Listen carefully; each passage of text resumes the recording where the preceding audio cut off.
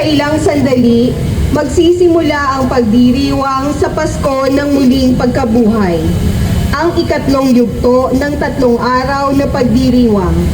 Ihanda po natin ang ating sarili para sa mahabang pagdiriwang, kung saan inihahanda at binabasbasan ang kandila na siyang tanda ng Panginoong muling nabuhay.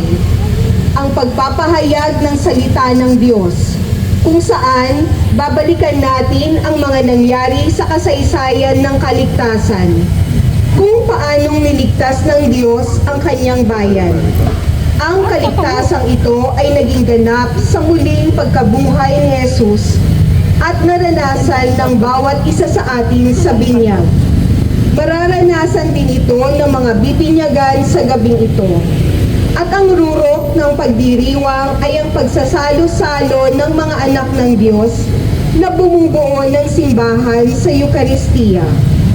Sa mga nasa loob ng simbahan, aming pagdiriwang upang makasapit kaming may dalisay na kalooban sa walang maliw na kaliwanagan sa pamagitan ni Jesucristo kasama ng Espiritu Santo magpasawalang hanggan. Siya't hantungan, si Jesu Kristo'y nabuhay, siya'y ating kaliwanagan. Si Kristo ang pinagmulan, alpay sa gisag niyang tunay, siyang ating pinanggalingan. Si Jesu Kristo'y nabuhay, siya'y ating kaliwanagan.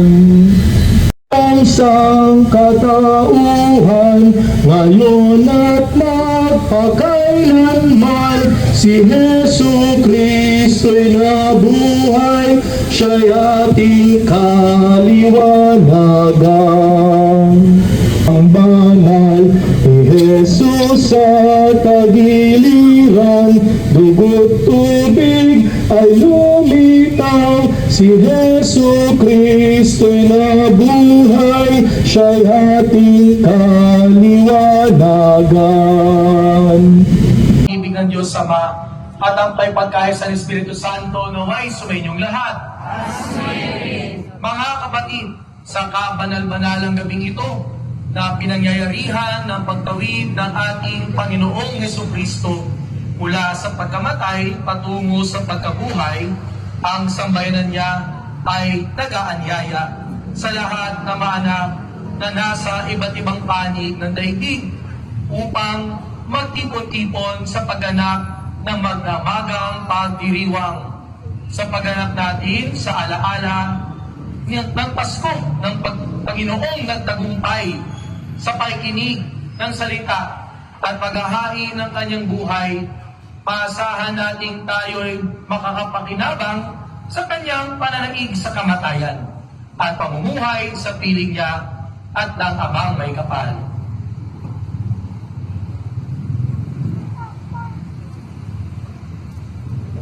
Manalangin tayo.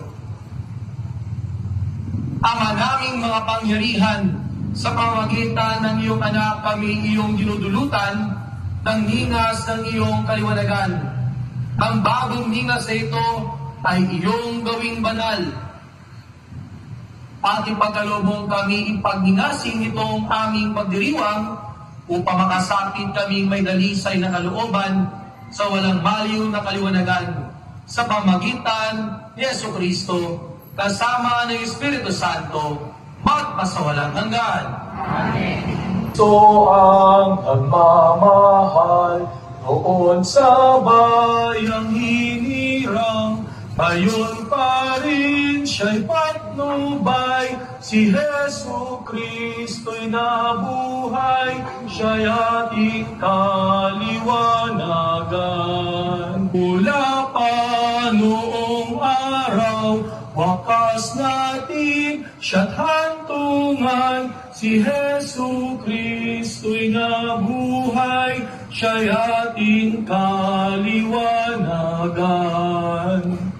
Si Kristo ang pinagmulan, Alpay sagisan niyang tunay, siyang ating pinanggalingan. Si Jesu Kristo'y nabuhay, siya'y ating kaliwanagan.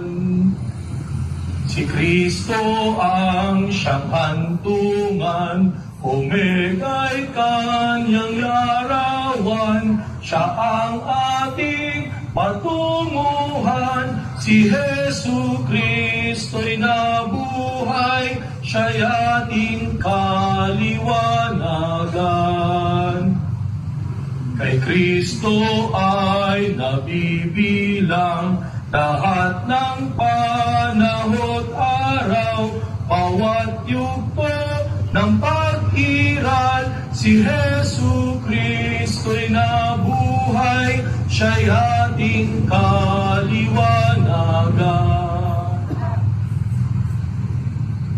Kay Kristo ay nabibilang, Kristo ang